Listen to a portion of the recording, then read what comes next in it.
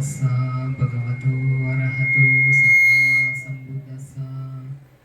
ಮೊದಲನೇದಾಗಿ ಮಹಾಕಾರುಣಿಕ ತಥಾಗತ ಭಗವಾನ್ ಬುದ್ಧನಿಗೆ ನನ್ನ ನಮನಗಳು ಹಾಗೂ ಪರಮ ಪೂಜ್ಯ ಬೋಧಿಸತ್ವ ಡಾಕ್ಟರ್ ಬಾಬಾ ಸಾಹೇಬ್ ಅಂಬೇಡ್ಕರ್ ಅವರಿಗೆ ನನ್ನ ನಮನಗಳು. ನನಗೆ ಮೈತ್ರಿಯಿಂದ ಕರುಣೆಯಿಂದ ಧಮ್ಮ ಕಲಿಸಿಕೊಟ್ಟ ನನ್ನ ಎಲ್ಲ ಗುರುಗಳಿಗೂ ನನ್ನ ನಮನಗಳು ಹಾಗೂ ಇಲ್ಲಿರುವಂಥ ಎಲ್ಲ ಶ್ರದ್ಧಾವಂತ ಪುಣ್ಯವಂತ ಉಪಾಸಕಿಯವರಿಗೆ ಇವತ್ತಿನ ದಿನದ ಮಂಗಳ ಮೈತ್ರಿ ಹಾಗೂ ಮಂಗಳ ಸ್ವಾಗತ. ಇವತ್ತು ಏನು ಕಾರ್ಯಕ್ರಮ ಮಾಡಿದ್ರಿ, ಈ ಕಾರ್ಯಕ್ರಮಕ್ಕೆ ನಮ್ಮ ಗುರುಗಳು ಬೋಧಿದತ್ತ ಬಂತೇಜವ್ರು ಬರಬೇಕಿತ್ತು. ಸೊ ಅವ್ರು ಬರೋ ಸಿಚುವೇಶನಲ್ಲಿ ಅವ್ರಿಗೆ ನಿನ್ನೆ ಶೋಲ್ಡರ್ ತುಂಬ ಪೇನ್ ಆಗಿ ರಾತ್ರಿ ನಿದ್ದೆ ಆಗದೆ ಅವರು ಬೆಳಿಗ್ಗೆ ಬರೋಕ್ಕಾಗಲಿಲ್ಲ. ಹಾಗಾಗಿ ನಮಗೆ ಕೊಟ್ಟು ಕಳಿಸಿದ್ರು. ಸೊ ಮೊದಲನೇದಾಗಿ ನನಗೆ ಇಲ್ಲಿ ಭಾಳ ಸಂತೋಷ ಆಗ್ತಾಯಿದೆ. ಯಾಕಂತಂದರೆ ನಾನು ಫಸ್ಟ್ ದೀಕ್ಷೆ ಆಗಿದ್ದೆ ಇಲ್ಲೇ ಮೈಸೂರಿಗೆ ಬಂದೆ 2 ವರ್ಷದ ಹಿಂದೆ. ನನ್ನನ್ನು ಕರ್ಕೊಂಡು ಹೋಗಿ ನಾನು ಇಲ್ಲೇ ಇದ್ದೀನಿ ಅಂದರೂ ಒಂದು ಡಾಕ್ಟ್ರ್ ಮನೆಗೆ ನಾನು ಬಂದಿರಲಿಲ್ಲ. ಸೊ ಡಾಕ್ಟ್ರ್ ಮನೆಗೆ ಫಸ್ಟ್ ಟೈಮ್ ಬಂದಿದ್ದೀನಿ ಹಾಗೂ ಮೈಸೂರು ಉಪಾಸಕಿಯರ ಜೊತೆ ಫಸ್ಟ್ ಟೈಮ್ ನಾನು ಎದುರುಗಡೆ ಕೂತಿದ್ದೀನಿ. ಧಮ್ಮ ಚರ್ಚೆ ಮಾಡೋಕ್ಕೆ ಅವ್ರ ಜೊತೆ ಫಸ್ಟ್ ಟೈಮ್ ಕೂತೀನಿ. ಹಾಗಾಗಿ ನನಗೆ ಇವತ್ತು ಭಾಳ ಸಂತೋಷದ ದಿನ. ಭಗವಾನ್ ಬುದ್ಧರು ಹೇಳ್ತಾರೆ, ಸಮಯಕ್ಕೆ ಧಮ್ಮ ಚರ್ಚೆ ಮಾಡೋದು ಒಳ್ಳೆಯದು ಅಂತ. ಕೇಳಿದ್ರಲ್ವಾ ಮಹಾಮಂಗಳ ಸೂತ್ರದಲ್ಲಿ, ನಿಮ್ಗೆ ಯಾವಾಗ ಸಮಯ ಸಿಗುತ್ತೋ ಅವಾಗ ಸಮಯಕ್ಕೆ ಧಮ್ಮವನ್ನು ಚರ್ಚೆ ಮಾಡಿ. ಅದನ್ನ ಧಮ್ಮ ಚರ್ಚೆ ಮಾಡಿ ಅಂದರೆ ಅದು ಯಾರು ಮಾಡ್ತಾರೆ? ಅದು ಶ್ರದ್ಧಾವಂತರ ಕೈಯಿಂದ ಮಾತ್ರ ಸಾಧ್ಯ ಧಮ್ಮ ಚರ್ಚೆ ಮಾಡೋಕ್ಕೆ. ಸೊ ಭಾನುವಾರ ಎಲ್ಲೆಲ್ಲೋ ಹೋಗ್ಬೋದಾಗಿತ್ತು ಹೊರಗಡೆ. ಸೊ ನೀವು ಅದನ್ನೆಲ್ಲ ಬಿಟ್ಟು ಇವತ್ತಿನ ದಿನ ಪೂರ ಧಮ್ಮ ಚರ್ಚೆಗೆ ಮೀಸಲಾಗಿಟ್ಟು ಒಂದು ಒಳ್ಳೆ ಕಾರ್ಯಕ್ರಮ ಮಾಡ್ತಾ ಇದ್ದೀರಿ. ಸೊ ಮೊದಲನೇ ದೀಕ್ಷೆ ಕಾರ್ಯಕ್ರಮ ಅಂದ್ರಲ್ವಾ, ಜೀವರದಾನ ಕಾರ್ಯಕ್ರಮ ಇತ್ತು. ಸೊ ನನಗೆ ದೀಕ್ಷೆ ಕಾರ್ಯಕ್ರಮ ನನಗೆ ಒಳ್ಳೆಯದು.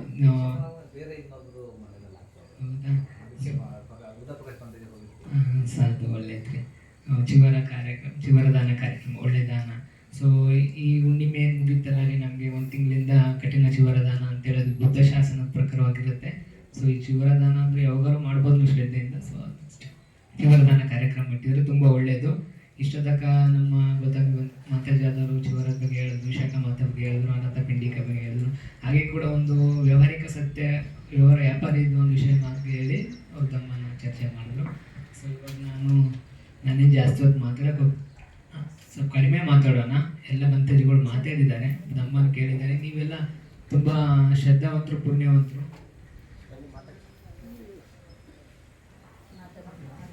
ನೀವು ಭಾಳಷ್ಟು ಧಮ್ಮ ಕೇಳಿರ್ತೀರ. ಸೊ ನಾವಿವತ್ತು ಧಮ್ಮ ಜಾಸ್ತಿ ಚರ್ಚೆಗಿನ ಧ್ಯಾನ ಜಾಸ್ತಿ ಮಾಡೋಣ. ಇವತ್ತು ಧ್ಯಾನಕ್ಕೆ ಒತ್ತು ಕೊಡೋಣ ಅಲ್ವಾ? ಸಮಯ ಎಷ್ಟಿದೆ ಇವಾಗ? 11:30 ಅದಕ್ಕೆ. ಆಮೇಲೆ ಆಮೇಲೆ ಲಂಚ್ ಆದ್ಮೇಲೆ ಸಾಧು. ಓಕೆ,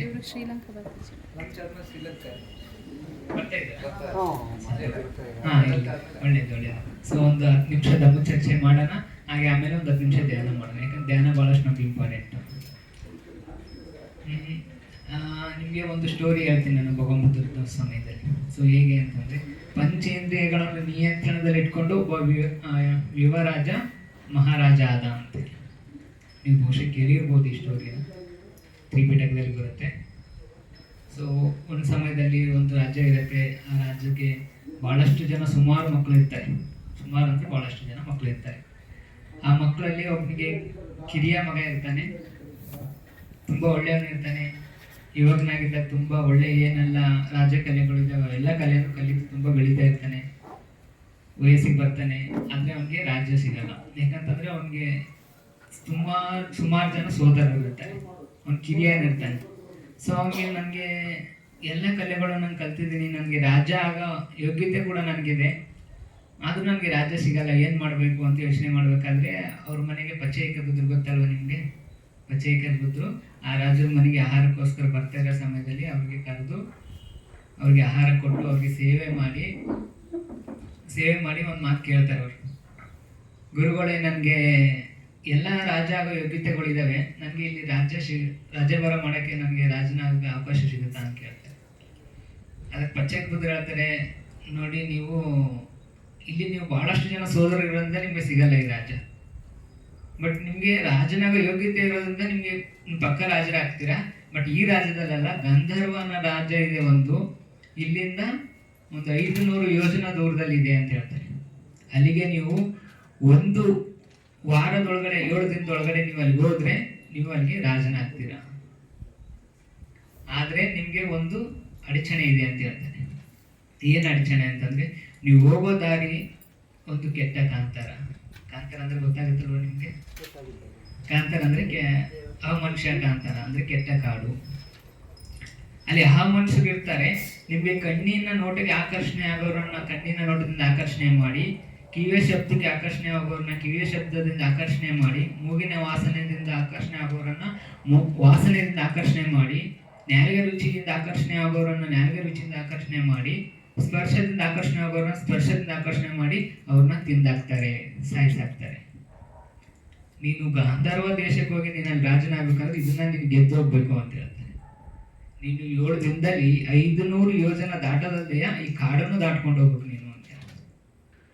ಅದಕ್ಕೆ ಎಲ್ಲ ಕಲೆನೂ ಕಲ್ತಿರ್ತಾರೆ ಇವ್ರು ರಾಜಕುಮಾರರು. ಅವ್ರಿಗೆ ಧೈರ್ಯ ಇರುತ್ತೆ. ಅವ್ರು ಹೇಳ್ತಾರೆ, ನಾನು ಹೋಗ್ತೀನಿ, ನೀವು ನನಗೆ ಆಶೀರ್ವಾದ ಮಾಡಿ ನಾನು ಹೋಗ್ತೀನಿ ಅಂತ ಹೇಳೋಣ. ಅವ್ರು ಪಚ್ಚೆಪುತ್ರ ಅವ್ರಿಗೆ ಪರಿತ್ರಾಣ ಪಾಠವನ್ನು ಸ್ವಲ್ಪ ಕೊಡ್ತಾರೆ. ಪರಿತ್ರಾಣ ಪಾಠ ಕೊಟ್ಟು ಇದು ನಿಮ್ಗೆ ರಕ್ಷಣೆ ಮಾಡುತ್ತೆ ಅಂತೇಳಿ ಅವ್ರಿಗೆ ಪರಿತ್ರಾಣ ಪಾಠ ಹೇಳಿ ಕಳಿಸ್ತಾರೆ. ಅವ್ರು ಪಚ್ಚೆಪುತ್ರ ವಂದನೆ ಮಾಡಿ ಕಳಿಸಾದ್ಮೇಲೆ ಅವ್ರ ತಂದೆ ತಾಯಿ ಹತ್ರ ಬಂದು ತಂದೆ ತಾಯಿಗೆ ನಮಸ್ಕಾರ ಮಾಡ್ತಾರೆ.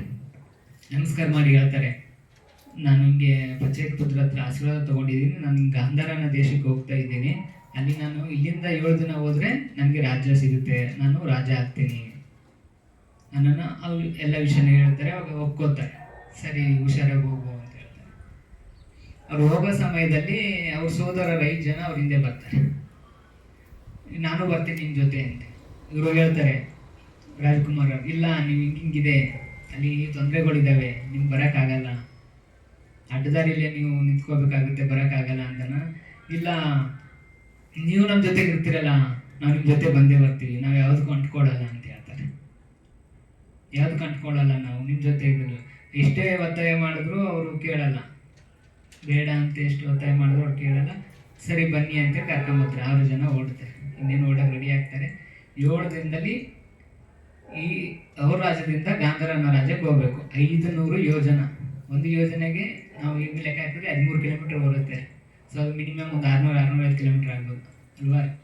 ಅದನ್ನ 7 ದಿನದಲ್ಲಿ ನಡಿಬೇಕು ಅವರು, ನಡ್ಕೊಂತಾನೆ ಹೋಗ್ಬೇಕು. ಅದು ಕಾಡು ಮಧ್ಯದಲ್ಲಿ. ಕಾಡು ಮಧ್ಯದಲ್ಲಿ ಹೋಗೋದಂದ್ರೆ ಅಲ್ಲಿ ಅವ್ರಿಗೆ ಅಡಚಣೆಗಳು ಕೂಡ ಇದ್ದಾವೆ ನಾವು ಮನುಷ್ಯರು. ಅದನ್ನ ಏನು ಮೊದಲನೇ ದಿನ ಅವ್ರು ಶುರು ಮಾಡ್ತಾರೆ. ಮೊದಲನೇ ದಿನ ಶುರು ಮಾಡಿದಾಗ ಕಾಡಲ್ಲಿ ಎಂಟ್ರಿ ಕೊಡ್ತಾರೆ. ಮೊದಲನೇ ರಾತ್ರಿ ಆಗುತ್ತೆ ಕೂಡ ಅವ್ರು ನಿದ್ರಂಗಿರಲ್ಲ, ಯಾಕಂದ್ರೆ ಅವ್ರು 500 ಯೋಜನೆ ದಾಟಬೇಕು. ಅವರು ನಿಲ್ಲಂಗಿಲ್ಲ, ಹಾಗಾಗಿ ಅವರು ವಿಶ್ರಾಂತಿನೂ ಲೆಕ್ಕಿಸದೇ ಹೋಗ್ತಾ ಇರ್ತಾರೆ. ಮೊದಲನೇ ರಾತ್ರಿಗೆ ಅವರು ಒಂದು ಶುರು ಆಗುತ್ತೆ, ಕಣ್ಣಿನ ನೋಟದಿಂದ ಆಕರ್ಷಣೆ ಮಾಡೋಕೆ.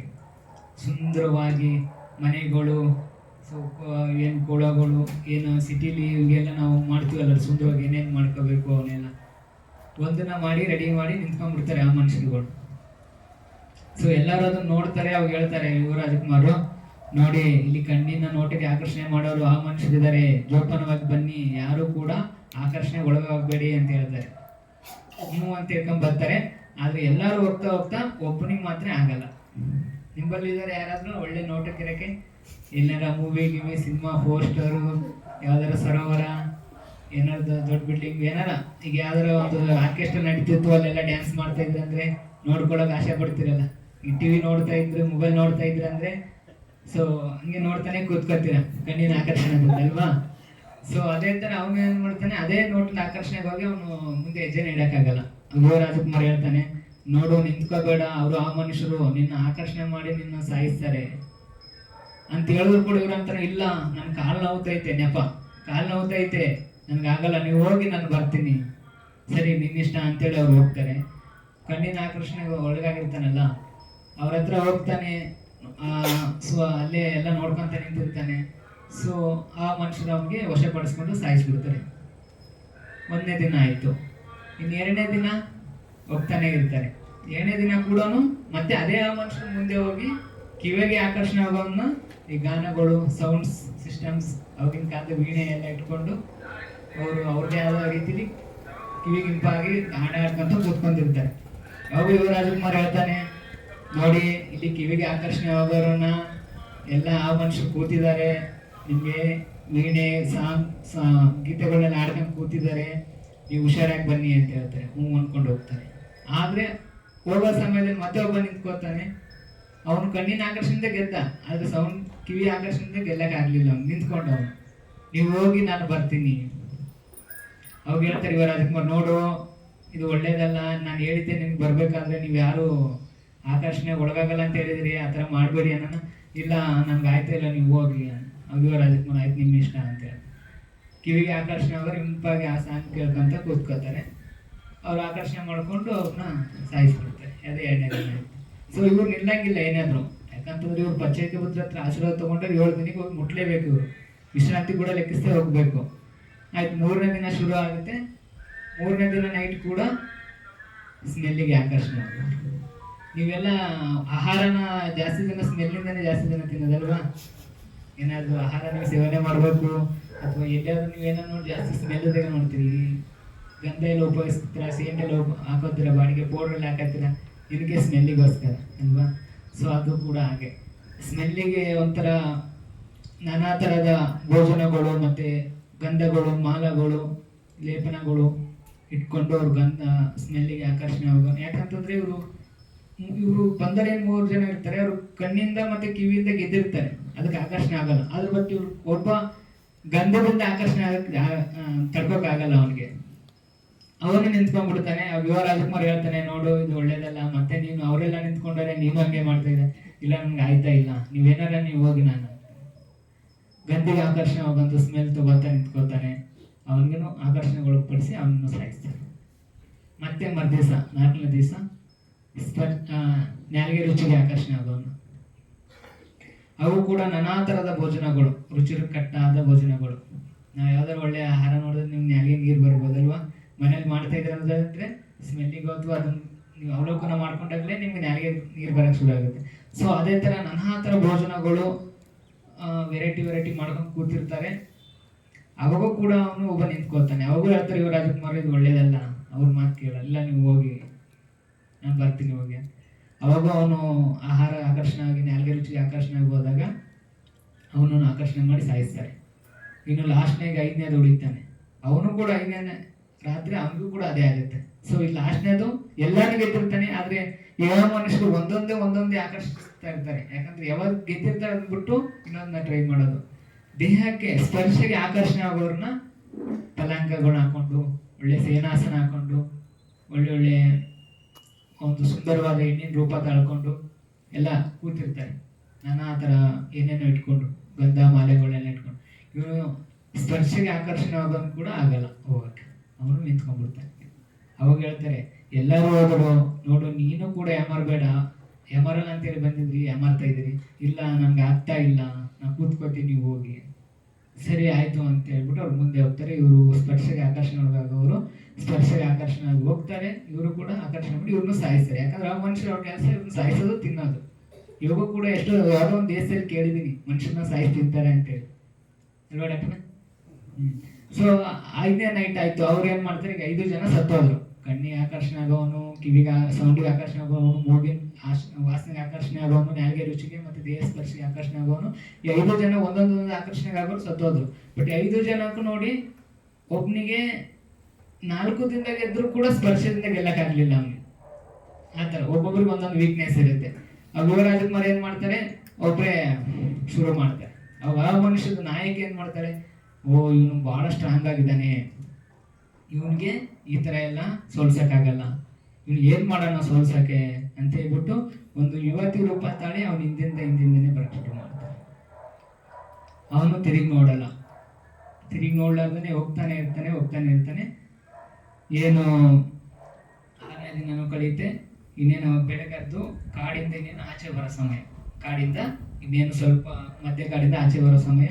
ಅವು ಕಾಡದ ತುದಿಲಿ ರೈತರು, ಇನ್ನು ಕಾಡಲ್ಲಿ ಸಣ್ಣ ಪುಟ್ಟ ಕೆಲಸ ಮಾಡೋರು ಇರ್ತಾರೆ ನೋಡಿ. ಈಗೆಲ್ಲ ನಾವು ಮಡಿಕೇರಿ ಸೈಡ್ ಅವ್ರು ಕಾಡು ಸೈಡಲ್ಲಿ ಮನೆಗಳು ಇರ್ತಾವಲ್ಲ, ಆ ಥರ ಕೆಲಸ ಮಾಡೋ ಸಮಯದಲ್ಲಿ ಯುವ ರಾಜಕುಮಾರ್ ಮುಂದೆ ಹೋಗ್ತಿರ್ತಾರೆ. ಆ ಒಳ್ಳೆ ಯವನ ರೀತಿ ಹುಡುಗಿಯಾಗಿ ಬರ್ತಾ ಇರ್ತಾಳೆ ಹಿಂದೆ. ಅವಾಗೆಲ್ಲ ಅಲ್ಲಿ ಕೆಲಸ ಮಾಡೋ ರೈತರು ಜನಗಳು ಎಲ್ಲ ಕೇಳ್ತಾರೆ, ಯಾಕಪ್ಪ ನೀನು ಮುಂದೆ ಹೋಗ್ತಾ ಇದೀಯಾ, ವಯಸ್ಸಾದ ಹುಡುಗಿ ಹಿಂದೆ ಬಿಟ್ಬಿಟ್ಟು ಹಿಂದೆ ಬರ್ತಿದ್ದ. ಅವರು ಹೇಳ್ತಾರೆ, ಇಲ್ಲ ಇವ್ರು ನನ್ನ ಹೆಂಡ್ತಿ ಅಲ್ಲ, ಇವರು ಹುಡುಗಿ ಅಲ್ಲ, ಇವರು ಆ ಮನುಷ್ಯರು ಯಕ್ಷಿಣಿ ಅಂತ ಹೇಳ್ತಾರೆ. ಅವಾಗ ಹುಡುಗಿಗೆ ಅವ್ರು ಕೇಳಿದಾಗ ಅವ್ರಿಗೆ ಅಂತಾಳೆ, ನಮ್ಮ ಯಜಮಾನ್ರು ಗಂಡು ಮಕ್ಳು ಶಿಫ್ಟ್ ಮಾಡ್ಕೊಂಡಾಗ ಅವ್ರು ಹೆಣ್ತಿನ ಯಕ್ಷಿಣನಾಗಿ ಮಾಡ್ತಾರೆ, ಮನುಷ್ಯನಾಗಿ ಮಾಡ್ತಾರೆ, ಪ್ರೇತನಾಗಿ ಮಾಡ್ತಾರೆ ಅಂತ ಆ ಜನರು ಸುಮ್ಮನೆ ಆಗಿಬಿಡ್ತಾರೆ. ಸೊ ಮುಂದೆ ಹೋಗ್ತಾ ಹೋಗ್ತಾ ಹೋಗ್ತಾ ಕೂಡ ಇವತ್ತಿಗಿಂದ ಒಂದು ವಯಸ್ಸಾದ ಹುಡುಗಿ ಥರ ಸೇಮ್ ಅವ್ರಿಗೂ ಹಂಗೆ ಆಗುತ್ತೆ, ಅವ್ರಿಗೂ ಹಂಗೆ ಹೇಳ್ತಾರೆ. ಸೊ ಒಂದು ಗರ್ಭವತಿ ಆಗೋ ಥರ, ಆಮೇಲೆ ಸೇಮ್ ಕೈಯಲ್ಲಿ ಒಂದು ಮಗು ಹಿಡ್ಕೊಂತಾರ, ಅವು ಕೂಡ ಮುಂದೆ ಹೋಗ್ತಾ ಹೋಗ್ತಾ ಜನಲ್ಲಿ ಏನು ನಿಗಮಗಳು ಹತ್ತತ್ರ ಬರ್ತಾ ಇದ್ದಂಗೆ ಗ್ರಾಮಗಳು ಅವು ಜನ ಕೇಳ್ತಾರೆ, ಇಲ್ಲ ಇದು ನಾನು ಹೇಳ್ತೀನಲ್ಲ ನನ್ನ ಮಗನೂ ಅಲ್ಲ, ಇವು ಯಕ್ಷಿಣಿ ಈ ಥರ ರೂಪ ತಾಳಿರೋದು, ನಮ್ಮ ಜೊತೆಗೆ ಬಂದ್ರು ನನ್ನ ಸಂಗಡಿಗಳನ್ನೆಲ್ಲ ತಿಂದಾಕಿದ್ದಾರೆ ಇವರು ಅಂತ ಹೇಳ್ತಾರೆ. ಅವಾಗ ಅವ್ರಿಗೆ ಕೇಳಿದಾಗ ಅವ್ರಿಲ್ಲ ಅಂತ ಹೇಳ್ತಾರೆ. ಈ ಗಂಡ್ಮಕ್ಳು ಸಿಟ್ ಮಾಡ್ಕೊಂಡಾಗ ಹೆಂಡತಿ ಮಕ್ಕಳನ್ನ ಯಕ್ಷಿಣಿ ಮಾಡ್ತಾರೆ, ಸುಳ್ಳು ಹೇಳ್ತಾ ಇರೋದು ಅವ್ರನ್ನಂತ ಶಿಫ್ಟ್ ಮಾಡ್ಕೊಂಡು ಹೋಗ್ತಾ ಇರೋದು. ಅವ್ರಿಗೇನು ಅರ್ಥ ಆಗಲ್ಲ ರೈತರುಗಳಿಗೆ ಕೆಲಸ ಮಾಡೋಕೆ, ಇವ್ರು ಸುಮ್ಮನೆ ಹೋಗ್ತಾ ಇರ್ತಾರೆ. ಹೋಗ್ತಾ ಹೋಗ್ತಾ 6ನೇ ನೈಟು ಕೂಡ ಇದು 6ನೇ ನೈಟು ಕೂಡ ಒಂದು ಅವತ್ತಿನ ಕಾಲದಲ್ಲೆಲ್ಲ ರಾಜ ಮಹಾರಾಜರ ಸಮಯದಲ್ಲಿ ರಾಜ್ಯದಿಂದ ಹೊರಗಡೆ ಒಂದು ಧರ್ಮಶಾಲಾ ಅಂತ ಕಟ್ತಿದ್ರು. ಇಲ್ಲಿ ಕಟ್ಟಿರ್ಬೇಕು, ಮೈಸೂರಲ್ಲಿ ಕಟ್ಟಿದ್ದಾರೆ ಡಾಕ್ಟ್ರೆ. ರಾಜ್ಯ ಇರ್ತಿತ್ತು, ರಾಜ್ಯದ ಹೊರಗಡೆ ಒಂದು ಧರ್ಮಶಾಲಾ ಅಂತ ಕಟ್ಟೋರು, ಯಾರಾದ್ರೂ ಹೊರಗಡೆಯಿಂದ ಬಂದ್ರು ಉಳ್ಕೊಳಕ್ಕೆ ಅಂತ. ಸೊ ಆ ಸಮಯದಾಗ ಕಟ್ಟಿದಾಗ ಅವರು ಆ ಧರ್ಮಶಾಲಾದ ಒಳಗಡೆ ಕೂತ್ಕೋತಾರೆ. ಏನ್ ಪರಿತ್ರಾಣ ಪಾಠ ತಗೊಂಡ್ಬಂದಿದ್ರು, ಆ ಪರಿತ್ರಾಣ ಪಾಠನ ಹೇಳ್ಕೊಂತ ಬಿಚ್ಚಿದ ಕತ್ತಿ ಹಿಡ್ಕೊಂಡು ಪರಿತ್ರಾಣ ಪಾಠ ಮಾಡ್ಕೊಂತ ಕೂತ್ಕೋತಾನೆ. ಸಾಯಂಕಾಲ ಆಗಿರುತ್ತೆ. ಅದೇ ಸಮಯದಲ್ಲಿ ಗಾಂಧಾರ ದೇಶದ ರಾಜ ಅವನ ಸ್ವಂತ ಉದ್ಯಾನಕ್ಕೆ ಹೋಗಿ ರಾಜ್ಯಕ್ಕೆ ಬರ್ತಾ ಇರ್ತಾನೆ. ಬರ್ಬೇಕಾದ್ರೆ ನೋಡ್ತಾನೆ ಧರ್ಮಶಾಲಾದ ಮುಂದ್ಗಡೆ ಒಂದು ಯುವತಿ ಕೂತಿರ್ತಾರೆ. ಇವರೆಲ್ಲ ಮಗುನೆಲ್ಲ ಮಾಯ ಮಾಡಿ ಮತ್ತೆ ಒಂದು ಯುವತಿಯಾಗಿ ಕೂತಿರ್ತಾರೆ. ಅವಾಗ ನೋಡಿ ಅವನು ಸೇವಕಿಗೆ ಹೇಳ್ತಾನೆ, ಅಲ್ಲಿ ಯಾರ ಕೂತಿದ್ದಾರೆ ನೋಡು, ಅವ್ರು ನೀವು ಕೇಳು, ಅವ್ರಿಗೆ ಚೆನ್ನಾಗಿದ್ದಾರೆ, ಅವ್ರು ಯಾರು ಎಲ್ಲಿಂದ ಬಂದರೆ ಅವ್ರು ಯಜಮಾನ್ರಿದ್ದಾರೆ ಹೆಂಗೆ ಕೇಳು ಅಂತ ಕಳಿಸ್ತಾನೆ ಸೇವಕರು ಹೋಗಿ ಅಲ್ಲಿ ಕೇಳ್ತಾರೆ. ಅವ್ರು ವಿಚಾರಿಸಿದಾಗ ನನ್ನ ಯಜಮಾನ್ರು ಒಳಗಡೆ ಇದ್ದಾರೆ, ಸಿಟ್ ಮಾಡ್ಕೊಂಡು ಒಳಗಡೆ ಕೂತಾರೆ ಅಂತ ಕೇಳ್ತಾರೆ. ಅವಾಗ ಅವ್ರು ಹೇಳ್ತಾರೆ ರಾಜಕುಮಾರರು, ಇಲ್ಲ ಅವ್ರು ನನ್ನ ಹೆಣ್ಮಕ್ಳಲ್ಲ, ಅವ್ರು ಯಕ್ಷಿಣಿ, ನನ್ನ ಸಂಗಡಿಗರನ್ನೆಲ್ಲ ತಿಂದಾಕಿದ್ದಾರೆ, ಅವ್ರ ಮಾತು ನಂಬೇಡಿ ಅಂತ. ಅವರು ಕೂಡ ಅದೇ ಹೇಳ್ತಾರೆ, ಹೆಣ್ಮಕ್ಳು ಸಿಟ್ ಮಾಡ್ಕೊಂಡಾಗ ನಮ್ಗೆ ಏನ್ ಬೇಕಾದ್ರು ಅಂತಾರೆ. ಸೊ ಅವಾಗ ಸೇವಕ ಬಂದು ರಾಜನ್ಗೆ ಹೇಳ್ತಾನೆ, ನಿಂಗೆ ಹುಡುಗಿ ಕೇಳಿದ್ರೆ ಗಂಡ ಒಳಗಡೆ ಇದ್ದಾನೆ ಅಂತ ಹೇಳ್ತಾರೆ, ಅವರು ಕೇಳಿದ್ರೆ ಇಲ್ಲ ಯಕ್ಷಿಣಿ ಅಂತ ಹೇಳ್ತಾರೆ ಅಂತ ಹೇಳ್ತಾರೆ. ಈ ರಾಜ ಅವ್ಳು ನೋಟಕ್ಕೆ ಆಕರ್ಷಣೆ ಆಗಿಬಿಟ್ಟಿರ್ತಾನೆ, ತುಂಬಾ ಸುಂದರವಾಗಿರ್ತಾಳಲ್ಲ. ಸೊ ಅವಾಗ ರಾಜ ಏನ್ ಮಾಡ್ತಾನೆ, ಹಂಗಂದ್ರೆ ನನ್ನ ರಾಜ್ಯದಲ್ಲಿ ಈ ರಾಜ್ಯದಲ್ಲಿರೋ ವಸ್ತುಗಳಿಗೆ ಯಾರು ಅಧಿಕ ಯಾರು ಅವ್ರ ಸ್ವಂತವಾಗಿರ್ದೇ ಹೋದ್ರೆ ಈ ರಾಜ್ಯದಲ್ಲಿರೋ ವಸ್ತುಗಳೆಲ್ಲ ರಾಜನ ಸೊತ್ತು. ಅದಾದ್ಮೇಲೆ ಈ ಹೆಣ್ಣಿಗೆ ಯಾರು ಇಲ್ಲ ಅಂತಂದ್ರೆ ಹೆಣ್ಣಿಗೆ ನಾನೇ ಸೊತ್ತು, ನಾನು ಕರ್ಕೊಂಡು ಹೋಗ್ತೀನಿ ಅಂತೇಳಿ ಅವನ್ ಕೇಳೋಕೆ ಕಳಿಸ್ತಾನೆ. ರಾಜ ಕರಿತಾ ಇದ್ದಾರೆ ಕರ್ಕೊಂಬ ಅಂತೇಳಿ. ಅವಾಗ ಕರ್ಕೊಂಬರ್ತಾರೆ. ಅವಾಗ ಹೇಳ್ತಾರೆ, ನೀನ್ ನೋಡಮ್ಮ ನೀನ್ ಹಿಂಗಂತೀಯ, ಅವ್ರು ನೋಡು ಹಿಂಗಂತಾರೆ. ನನ್ನ ರಾಜ್ಯದಲ್ಲಿ ಯಾರಾದ್ರೂ ಯಾವುದೇ ವಸ್ತುಗಳಿಗೆ ಯಾರ ವಾರಸ್ದಾರ ಇದ್ದೇ ಹೋದ್ರೆ ಆ ವಸ್ತುಗಳಿಗೆ ನಾನೇ ರಾಜನೇ ವಾರಸ್ದಾರ, ಹಾಗಾಗಿ ನಾನು ನಿನ್ನ ಅರಮನೆ ಕರ್ಕೊಂಡು ಬರ್ತೀಯ ಅಂತ. ಮತ್ತೆ ಯಕ್ಷಿಣಿ ಅಲ್ವಾ, ಅಯ್ಯೋ ಇವನಾದ್ರೂ ಸಿಗ್ತಾ ಇಲ್ಲ, ಇವನಾದ್ರೂ ಕರಿತಾ ಇದ್ದಾನೆ, ಹೋಗ್ಬಿಡೋಣ ಅಂತ ಹೇಳಿ ಹೋಗ್ತಾರೆ. ಹೋಗಿ ಆದ್ಮೇಲೆ ಅರಮನೆ ಕರ್ಕೊಂಡು ಹೋಗಿ ಇವನು ಆಕರ್ಷಣೆ ಒಳಗಾಗಿರ್ತಾನೆ. ಅವಳನ್ನ ಮದುವೆ ಮಾಡಕ್ಕೆ ಮಾತಾಡ್ತಾನೆ, ನಾನು ನಿನ್ನ ಮದುವೆ ಮಾಡ್ಕೋತೀನಿ, ನೀನ್ ನನ್ನ ಅರಮನೆಯಲ್ಲಿ ಇರು. ಅದು ಯಕ್ಷಿಣಿ ಅಲ್ವಾ ಮೊದ್ಲಿಗೆ, ಸುಮ್ಮನೆ ಎಲ್ಲದಕ್ಕೂ ತಲೆ ಅಳ್ಳಾಡ್ತಾನೆ. ಇವನು ತುಂಬಾ ಖುಷಿಯಾಗಿ ಒಂದೇ ದಿವಸದಲ್ಲಿ ಮದುವೆ ಮಾಡ್ಕೊಂಡು ಏನು ರಾತ್ರಿ ರೂಮಿಗೆ ಹೋಗ್ಬೇಕಾಯ್ತು. ಹೋದ ಕೂತಾಗ ಅಲ್ಲಿ ಇನ್ನೇನು ಅವ್ರು ಮನಗೋ ಸಮಯದಲ್ಲಿ ಒಂದ್ ಕಡೆ ತಿರ್ಕೊಂಡು ಕೂಡ್ತಾಳೆ ಅವಳು. ರಾಜ ಕೇಳ್ತಾನೆ, ಯಾಕೆ ಏನಾಯ್ತು? ಅವ್ರು ಸ್ವಲ್ಪ ದುಃಖ ಭಾವನೆ ವ್ಯಕ್ತಪಡಿಸ್ತಾಳೆ. ಯಾಕೆ ಅಂತಂದ್ರೆ, ಮಹಾರಾಜರೇ ನೀವೇನು ನನ್ನ ಕರ್ಕೊಂಬಂದ್ರಿ, ದಾರಿಲಿ ಹೋಗೋಣ ಕರ್ಕೊಂಬಂದ್ರಿ, ಸುಂದರವಾಗಿದ್ದಾಳೆ ಅಂತೇಳಿ ನೀವು ನನ್ನ ಪ್ರೀತಿಸಿ ಕರ್ಕೊಂಬಂದ್ರಿ. ಆದ್ರೆ ನಿಮ್ಮ ರಾಜ್ಯದಲ್ಲಿ ಇರೋರು ನಾನು ನಾಳೆ ದಿವಸ ನಿಮ್ಮ ಮನೆಯಲ್ಲಿ ಅರಮನೆಯಲ್ಲಿ ಇರೋರು ಈ ಸೌತಿ ಎಲ್ಲಿಂದ ಬಂದಳು, ಕುಲ ಗೊತ್ತಿಲ್ಲ, ಗೋತ್ರ ಗೊತ್ತಿಲ್ಲ, ದಾರಿಲಿ ಸಿಕ್ಕೋಳು ಅಂತ ನನ್ಗೆ ಆಡ್ಕೊಳಲ್ವಾ? ನನ್ಗೆ ಎಷ್ಟು ನೋವಾಗಲ್ಲ, ನನ್ನ ಮನ್ಸಿಗೆ ತುಂಬಾ ನೋವಾಗುತ್ತೆ. ನೀವೇನೋ ಕರ್ಕೊಂಬಂದ್ಬಿಟ್ರಿ, ನನ್ಗೆ ನನ್ನ ಸೌತಿಯವ್ರು ಆಡ್ಕೋತಾರೆ, ನಂಗೆ ಆಗಿರೋದ್ರಿಂದ ಇಡೀ ರಾಜ್ಯದ ಅಧಿಕಾರ ನನ್ಗೆ ಕೊಡಿ, ನನ್ಗೆ ಸುಖವಾಗಿರ್ಬೇಕು ನಾನು ಅಂತಂದ್ರೆ. ಅವಾಗ ಹೇಳ್ತಾನೆ ರಾಜ, ಅಲ್ಲ ಅದಂತೂ ನಿಜ, ಬಟ್ ರಾಜ್ಯದ ಅಧಿಕಾರ ನನ್ಗೆ ಕೊಡಕ್ಕಾಗಲ್ಲ. ಯಾಕಂದ್ರೆ ರಾಜ ನನ್ನ ಕೈಲಿಲ್ಲ, ನಾನು ಬರೀ ರಾಜ್ಯ ಅಷ್ಟೇ, ರಾಜ್ಯ ನನ್ನ ಕೈಲಿಲ್ಲ. ನನ್ನ ಮತ್ತೆ ಅವಳು ಪ್ಲಾನ್ ಮಾಡಿ, ಸರಿ ನಿಮ್ಗೆ ರಾಜ್ಯದ ಅಧಿಕಾರ ಇಲ್ಲ ಅಂದ್ರೆ ನಿಮ್ ಅರಮನೆಯರ ಅಧಿಕಾರ ಕೊಡಿ ನನಗೆ, ಅರಮನೆಯಲ್ಲಾದ್ರೂ ನನ್ಗೆ ಯಾರು ಏನು ಅನ್ಲಾರ್ದಂಗಾರ ಇರ್ತೀನಿ ನಾನು. ಸರಿ ಹಾಗಾದ್ರೆ ನಿನ್ಗೆ ಅರಮನೆಯಲ್ಲಿ ಇರೋರು ಎಲ್ಲರೂ ಅಧಿಕಾರ ನೀನು ಕೊಡ್ತೀನಿ, ನಿನ್ ಇಷ್ಟ ಬಂದಂಗೆ ನೀನ್ ನಡೆಸುವಂತ. ಯಾಕಂದ್ರೆ ತುಂಬಾ ಆಕರ್ಷಣೆಗೊಳಗಾಗಿರ್ತಾನೆ ರಾಜ. ಅವ್ರು ಒಂದೊಂದು ಆಕರ್ಷಣೆಗಾದ್ರೂ 5 ಆಕರ್ಷಣೆಗೊಳಗಾಗಿರ್ತಾನೆ. ಹಾಗಾಗಿ ಅವಕ್ಕೆ ಅಂತೇಳಿ ಕೊಟ್ಟಾಗ ಇನ್ನೇನು ಮಧ್ಯರಾತ್ರಿ ಆಗಿರುತ್ತೆ, ರಾಜ ಮಲಗಿರ್ತಾನಲ್ಲ, ಅವಾಗ ಮತ್ತೆ ಅವ್ರ ಮಾಯವಾಗಿ ಅವ್ರ ಕಾಡಿಗೆ ಹೋಗಿ ಆ ಮನುಷ್ಯನೆಲ್ಲ ಕರ್ಕೊಂಬಂದು ಇಡೀ ರಾಜ್ಯದಲ್ಲಿರುವ ಅರಮನೆಯಲ್ಲಿರುವ ಎಲ್ಲಾ ಜನರನ್ನು ತಿಂದಾಕ್ಬಿಡ್ತಾರೆ. ರಾತ್ರಿ ಒಂದು ಕೋಡಿ, ನಾಯಿ, ಕುರಿ, ಕುದುರೆ, ಆನೆ ಏನು ಬಿಡದಂಗೆ, ರಾಜನು ಕೂಡ ಮೂಳೆಗಳು ಅಷ್ಟೇ ಬಿಟ್ಟು ಹಾಕತ್ತೆ. ಸೊ ಅವ್ರು ತಿಂದ್ಬಿಟ್ಟು ಅವ್ರ ಗಾಡಿಗೆ ಅವ್ರು ಹೊರಟಾಗ್ಬಿಡ್ತಾರೆ. ಇನ್ನೇನ್ ಬೆಳಕರಿಯುತ್ತೆ, ನೋಡ್ತಾರೆ ಅರಮನೆ ಬಾಗ್ಲ ತೆಗಿತಾ ಇಲ್ಲ, ಏನೋ ದಿನನಿತ್ಯ ಕೆಲಸ ನಡೀತಾ ಇಲ್ಲ. ಗ್ರಾಮದ ನಿಗಮದವರೆಲ್ಲ ನೋಡ್ತಾರೆ, ಯಾಕೆ ಇವತ್ತೇನೋ ಆಗಿದೆ, ಏನೋ ತೊಂದರೆ ಆಗಿರಂಗೆ ಕಾಣುತ್ತೆ ಅಂತೇಳಿ ಹೊರಗಡೆ ಇರೋ ಆನೆ ಎಲ್ಲ ಜನಗಳನ್ನೆಲ್ಲ ಸೇರಿಸಿ ಮೀನು ತಲೆಬಾಗಿಲ್ಲ ಮುರಿದಾಕ್ತಾರೆ. ಮುರಿದಾಕಿ ಒಳಗಡೆ ನೋಡ್ತಾರೆ, ಬರೀ ಮೂಳೆಗಳು ಬಿದ್ದಾವೆ. ಅವಾಗ ನೆನ್ಕೋತಾರೆ, ಓ ಇದು ನಿನ್ನೆ ನಡೆದ ಘಟನೆ. ಒಬ್ಬ ಯುವಕ ಬರ್ತಾ ಇದ್ದ, ಯುವರಾಜ ಬರ್ತಾ ಇದ್ದ, ಅವ್ನು ಹೇಳ್ತಾ ಇದ್ದ ಅವ್ನ ಹಿಂದೆ ಬರ್ತಾ ಇರೋದು ಮಹಿಳೆ ಅಲ್ಲ, ಒಂದು ಯಕ್ಷಿಣಿ ಅಂತ. ಅದು ನಮ್ ಜನರು ಯಾರು ಕೇಳಿಲ್ಲ, ರಾಜನೂ ಕೇಳಿಲ್ಲ. ಆ ರಾಜ ಅವಳು ಸೌಂದರ್ಯಕ್ಕೆ ಆಕರ್ಷಣೆಗೊಳಗಾಗಿ ಕರ್ಕೊಂಬಂದು ಅವನು ನಾಶವಾಗುತ್ತೆ, ಅರಮನೆಯಲ್ಲರೂ ನಾಶ ಮಾಡಿಸಿದಾನೆ, ಇನ್ನು ಈ ರಾಜ್ಯಕ್ಕೆ ಯೋಗ್ಯನಾಗಿರ್ಲಿಲ್ಲ ಅಂತೇಳಿ ಅಂದ್ರು.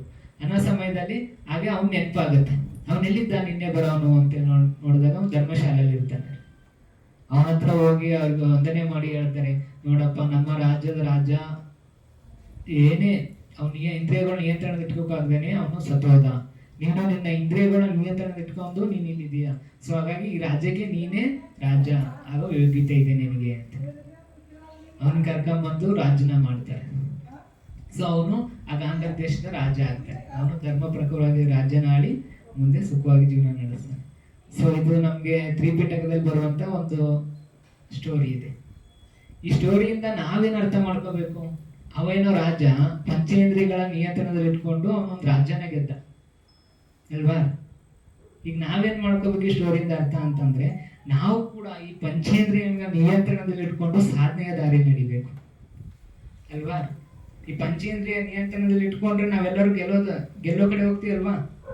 ಈ ಪಂಚೇಂದ್ರದಲ್ಲಿ ಒಂದಾದ್ರೂ ನಾವು ನಿಯಂತ್ರಣ ತಪ್ಪಿದ್ರೆ ನಾವು ಸೋಲೋದ್ ಪಕ್ಕ ಅಲ್ವಾ. ಸೋಲ್ತೀವ ಗೆಲ್ತೀವ.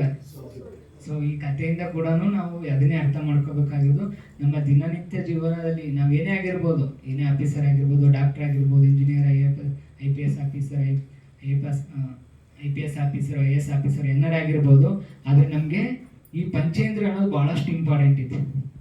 ಅದಕ್ಕೆ ನಾವು ಈ ಪಂಚೇಂದ್ರಿಯಗಳನ್ನು ಎದರಿಂದ ನಿಯಂತ್ರಣ ಇಟ್ಕೋತೀವಿ ಅಂತಂದ್ರೆ ನಮ್ಮ ಸತಿಯಿಂದ, ನಮ್ಮ ಜಾಗ್ರತೆ ಭಾವದಿಂದ. ನಾವು ಜಾಗ್ರತೆ ಭಾವನ ಅನುಭವಿಸೋಕೆ ನಾವು ಜಾಸ್ತಿ ಮಾಡೋದು ಧ್ಯಾನ ಮಾಡೋದ್ರಿಂದ ನಾವು ಜಾಸ್ತಿ ಏಕಾಗ್ರತೆಯಲ್ಲಿ ಇರ್ತೀವಿ. ಏಕಾಗ್ರತೆಯಿಂದ ನಮ್ಮ ಪಂಚೇಂದ್ರಿಯಗಳು ನಿಯಂತ್ರಣ. ಇಲ್ಲ ಅಂತಂದ್ರೆ ನಾವು ಇವು ಪ್ರತಿದಿನನೂ ನಾವು ಹೇಳ್ತೀವಿ, ಎಷ್ಟೊಂದು ನಾವು ಹಾಳಾಗ್ತಾ ಇದೀವಿ ಅನ್ನೋಕೆ ಉದಾಹರಣೆ, ನಮ್ಮ ಸಂಸಾರ ಹಾಳಾಗ್ಲಿ, ನಮ್ಮ ಪೇರೆಂಟ್ಸ್, ನಮ್ಮ ಮಕ್ಕಳ ಹಾಳಾಗ್ಲಿ, ನಮ್ಮ ಸಮಾಜ ಹಾಳಾಗ್ಲಿ, ಎಲ್ಲ ಹಾಳಾಗ್ತಾ ಇರೋದೇ ಈ ಪಂಚೇಂದ್ರಿಯ ಕಾರಣದಿಂದ, ಮತ್ತೆ ಬೇರೆ ಏನೂ ಅಲ್ಲ. ಹಣದಿಂದ ಅಲ್ಲ, ಆಸ್ತಿಯಿಂದ ಅಲ್ಲ, ಈ ಸಮಾಜದಿಂದ. ನಾವು ಹೇಳ್ತೀವಿ ಸಮಾಜ ಕೆಟ್ಟೋಯ್ತು, ಜನಗಳು ಕೆಟ್ಟೋದ್ರು. ಜನಗಳು ಸಮಾಜ ಕೆಟ್ಟೋಗಿಲ್ಲ, ಕೆಡಿಸ್ತಾ ಇರೋದು ನಮ್ಗೆ ಈ ಪಂಚೇಂದ್ರಿಯಗಳು. ಈ ಪಂಚೇಂದ್ರಿಯಗಳು ಯಾವಾಗ ನಾವು ನಿಯಂತ್ರಣದಲ್ಲಿ ಇಟ್ಕೋ ಟ್ರೈ ಮಾಡ್ತೀವೋ ಅವಾಗಿಂದ ನಾವು ಗೆಲ್ಲಕ್ಕೆ ಶುರು ಮಾಡ್ತೀವಿ. ಸೊ ಹಾಗಾಗಿ ಭಗವಾನ್ ಬುದ್ಧರು ಹೇಳ್ತಾರೆ, ಮೊದಲನೇದಾಗಿ ಈ ಪಂಚೇಂದ್ರಿಯಗಳ ನಿಯಂತ್ರಣದಲ್ಲಿ ಇಟ್ಕೊಂಡವನೇ ಇಂದ್ರ ಅಂತ ಹೇಳ್ತಾರೆ. ಕೇಳಿದ್ರಲ್ವ ನೀವೆಲ್ರೂ. ಸೊ ನಾವು ಇಂದ್ರ ಅಂತಂದ್ರೆ ಎಲ್ಲೆಲ್ಲೋ ಹೋಗ್ತೀವಿ. ಇಂದ್ರ ಅಂತಂದ್ರೆ ಒಳ್ಳೆ ಪ್ರಬುದ್ಧ ಮನಸ್ಸುವಾಗಿರ್ತಾನೆ, ಸ್ವಚ್ಛವಾಗಿರ್ತಾನೆ, ನೆಮ್ಮದಿಯಾಗಿರ್ತಾನೆ, ಸುಖವಾಗಿರ್ತಾನೆ. ಏನೇ ಕಷ್ಟ ಸುಖ ಬಂದರೂ ಕೂಡ ಅವನು ಕಂಪನ ಆಗೋದಿಲ್ಲ. ಅವನ ಮನಸ್ಸನ್ನ ಏಕಾಗ್ರತೆಯಲ್ಲಿ ಇಟ್ಕೊಂಡಿರ್ತಾನೆ, ಎಲ್ಲಾನು ನಿಭಾಯಿಸ್ತಾನೆ ಅಲ್ವಾ. ಸೊ ಈ ಕಥೆಯಿಂದ ನಾನು ಇದನ್ನ ನಿಮ್ಗೆ ಹೇಳಕ್ಕೆ ಇಷ್ಟಪಟ್ಟೆ. ನಮ್ಮ ಜೀವನದಲ್ಲಿ ನಾವು ಏನೇ ಆದರೂ ಕೂಡ ಪಂಚೇಂದ್ರಿಯಗಳನ್ನು ನಿಯಂತ್ರಣದಲ್ಲಿ ಇಟ್ಕೊಳ್ಳೋದು ಮೊದಲು ಕಲಿಬೇಕು ಅಲ್ವಾ. ಒಪ್ಕೋತೀರಾ ಇದನ್ನ?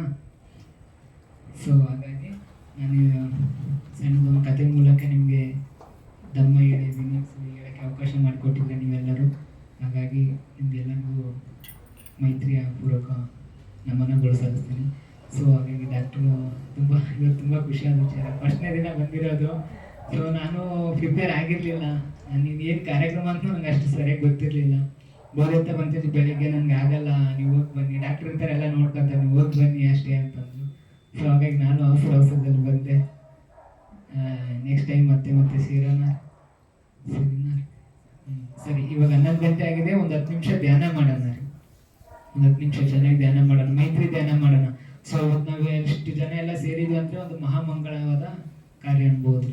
ಭಾಳಷ್ಟು ಇವತ್ತು ಸಂಡೇ ನೀವೆಲ್ಲ ಎಲ್ಲೆಲ್ಲಿ ಹೋಗ್ಬೋದಾಗಿತ್ತು, ಎಲ್ಲ ಒಟ್ಟಿಗೆ ಸೇರಿದ್ವಿ. ಸೊ ಇವತ್ತು ನಾನು ಕೂಡ ಈ ನಿಮ್ಮ ಮನೇಲಿ ಈ ಸಂಸ್ಥೆಯಲ್ಲಿ ಬಂದು ಕೂತಿದ್ದೀನಿ ಅಂತಂದರೆ ಏನೋ ಒಂದೊಂದು ಕಾರಣ ಇರ್ತದೆ.